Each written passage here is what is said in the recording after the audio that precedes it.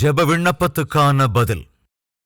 நெகேமியா 2:7. பின்னும் நான் ராஜாவை பார்த்து, ராஜாவுக்கு சித்தமாயிருந்தால் நான் யூதா தேசத்துக்கு போய் சேருமட்டும் நதிக்கு அப்புறத்தில் இருக்கிற தேசாதிபதிகள் என்னை வழிவிட்டு அனுப்பும்படிக்கு அவர்களுக்கு கடிதங்கள் கொடுக்கும்படிக்கும் தேவாலயத்துக்கு இருக்கிற அரணின் கதவு வேலைக்கும் நகர அலங்கத்தின் வேலைக்கும் நான் தங்க போகிற வீட்டின் வேலைக்கும். பெரிய லிஸ்டுங்க. இந்த லிஸ்ட் எல்லாம் எப்போ ப்ரிப்பேர் பண்ண யோசிச்சு பாருங்களேன். எப்பங்க? என்ன பேச மாட்டேங்கிறீங்க? ஒரு சமயத்துல ஒரு ஜப்பானை சேர்ந்தவர் தேவனிடத்துல போனாராம். என்ன விஷயம்ப்பா அப்படின்னு கேட்டதுக்கு, தேவனே, எங்க தேசம் சின்ன தேசம், அந்த தேசத்து மேல பாம்பு போட்டு மொத்தத்தையும் நாசம் பண்ணிட்டாங்க.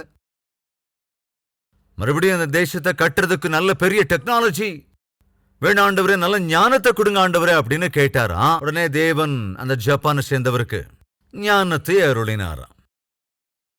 அடுத்து சைனாக்காரர் வந்தாராம். உனக்கு என்னையா வேணும்னு கேட்டா, எங்க தேசம் ரொம்ப பெரிய தேசம் ஆண்டவரே, அவங்க எல்லாரையும் போஷிக்கணும்னா, வயிறாறு ஆகாரம் கொடுக்கணும்னா, எங்களுக்கு நல்ல செழிப்பான வயல் வெளிகள் எல்லாம் வேணும், அதை கொடுங்க ஆண்டவரேன்னு கேட்டார். சரி, உனக்கு கொடுக்குறேன் போ அப்படின்னுட்டாராம். இப்படி ஒவ்வொருவரா தேவனிடத்துல போனாங்களாம். அப்படி போகும்போது ஒரு பெயருக்கு ஒரு பக்திமான் தேவனிடத்துல போனப்போ, உனக்கு என்னையா வேணும்னு கேட்டாராம். நீ எதுக்காக வந்தன்னு கேட்டாராம். வேற ஒண்ணுல, சும்மா டைம் பாஸ்டுக்காக அப்படியே வந்தேன்னு சொன்னானா. சும்மா டைம் போகல, அதான் சுத்திட்டு ஒரு சுத்திட்டு போலான்னு வந்தேன்னு சொன்னாராம். சோ இதுல என்ன அர்த்தம்னா, தேவனிடத்திற்கு போகிற போதும் கூட ஒரு தயார் இல்லாம போவது என்பது நம்மள நிறைய பேருக்குள்ள இருக்கிற பழக்கம். ஜெபம் செய்கிற சமயத்துல நம்மள நிறைய பேருக்கு ஒரு தயார் நிலை இல்லாம இருக்கும். பைபிள்ல தெளிவா இருக்குங்க, நாம் கர்த்தரை சந்திக்க வேண்டும் என்றால் தயாராக வேண்டும். எப்படிங்க தயாராகணும்? ஒரு இன்டர்வியூக்கு போகணும்னா நீங்க ரெடி ஆவீங்களா இல்லையா? ரெடி ஆவீங்களா? கண்டிப்பா ரெடி ஆவீங்க. ஒரு டாக்டரை பார்க்க போறதுக்கு முன்னால ரெடி ஆவீங்களா? ரெடி ஆவீங்க. அதுக்கு முன்னால டாக்டர்ஸ் பார்த்த ஃபைல்ஸ் எல்லாம் எது இருக்கோ அது எல்லாத்தையும் ஒன்று சேர்த்து அந்த ஃபைல் எல்லாத்தையும் எடுத்துக்கிட்டு போவீங்க. பரீட்சை ஹாலுக்குள்ள போறதுக்கு முன்னால தயாராவீங்களா? கண்டிப்பா தயாராகும். ஐடி கார்டு, ஹால் டிக்கெட், இது எல்லாத்தையும் ரெடி பண்ணிட்டு தான் கிளம்புவோம். ஆபீஸுக்கு போகும்போது தயாராவீங்களா? ஆபீஸுக்கு போகும்போதும் தயாராகும். ஸ்கூலுக்கு போற பிள்ளைங்களை உங்க வீட்டுல தயார்படுத்துவீங்களா? கண்டிப்பா ஸ்கூலுக்கு போற பிள்ளைங்களை தயார்படுத்தி அனுப்புவோம். ஸ்கூலுக்கு போறதுக்கு ரெடி ஆகுறோம், காலேஜுக்கு போறதுக்கு ரெடி ஆகுறீங்க, ஹாஸ்பிட்டலுக்கு போறதுக்கு ரெடி ஆகுறீங்க, ஆபீஸுக்கு போகும்போது தயாராகிறோம், இன்டர்வியூக்கு போகும்போது ரெடி ஆகுறீங்க. ஆனால் தேவ சந்நிதிக்கு வரும்போது மட்டும் அது என்னவோ எங்க ரெடி ஆகிறது?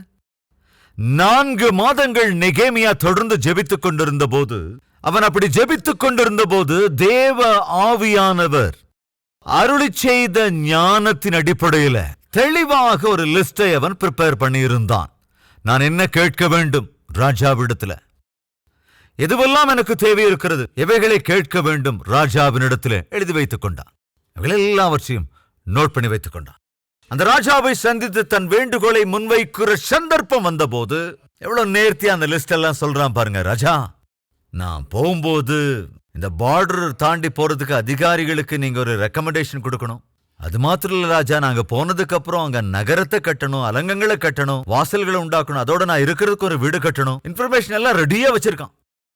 என்ன இன்ஃபர்மேஷன்? எனக்கு இந்த இன்ஸ்ட்ருமெண்ட் வேணும்னா இந்த இன்ஸ்ட்ருமெண்ட் எங்க கிடைக்கும், எங்கெங்க காடுகள் இருக்கு, நான் போகிற வழியில் இருக்கிற காடுகளின் பெயர் என்ன, அந்த பகுதிக்கு இன்சார்ஜ் யார், அவருடைய பெயர் என்ன, இவங்க எல்லாவற்றையும் 4 மாதத்துல ஜெபம் பண்ணா மாத்திரம் போதாதுங்க.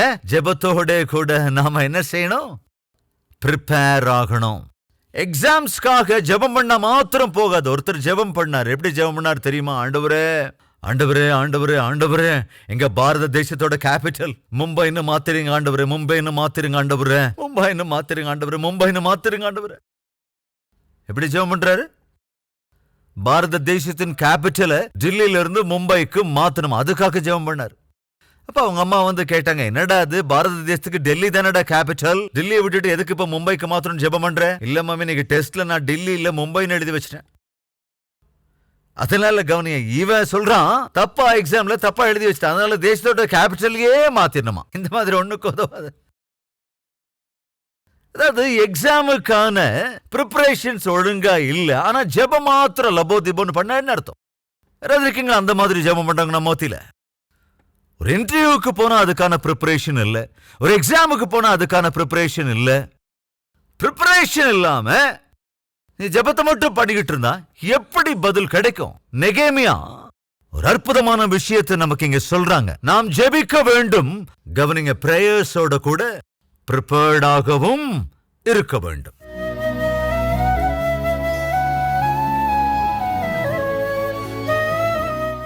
பரிசுத்தமும் அன்பும் நிறைந்த பிதாவே, தெளிவாய் திட்டவட்டமா இன்றும் பேசியிருக்கிறீர். நெகேமியாவினுடைய ஜெபத்துக்கு அற்புதமாக பதில் கொடுத்து நெகேமியா நினைத்ததை காட்டிலும், நெகேமியா விண்ணப்பம் பண்ணியதை காட்டிலும் மேன்மையான பதிலை நெகேமியா கருணின் அரைகுறையாக பதிலளிக்கிறவர் நீர் அல்லவே. பரிபூர்ண பதிலளிக்கிற தேவன் நீர். அசாத்தியங்களை சாத்தியமாக்குகிற தேவன் நீர். ஆண்டவரும் சன்னதியில் நாங்கள் செய்கிற ஜெப விண்ணப்பங்களை கேட்டு உம்முடைய சன்னதியில மனம் திறந்து ஒரு தகப்பனோடு பேசுவதைப் போல, ஒரு சிநேகிதனோடு பேசுவதைப் போல எங்கள் இருதயத்தில் இருக்கிற எல்லாவற்றையும் பகிர்ந்து கொள்ளக்கூடிய அற்புத ஐக்கியத்தை எங்களுக்கு அருளி செய்யுங்கப்பா. உம்முடைய வார்த்தைகள் எங்களுக்குள் எனக்குள் வேலை செய்ய வேண்டும்.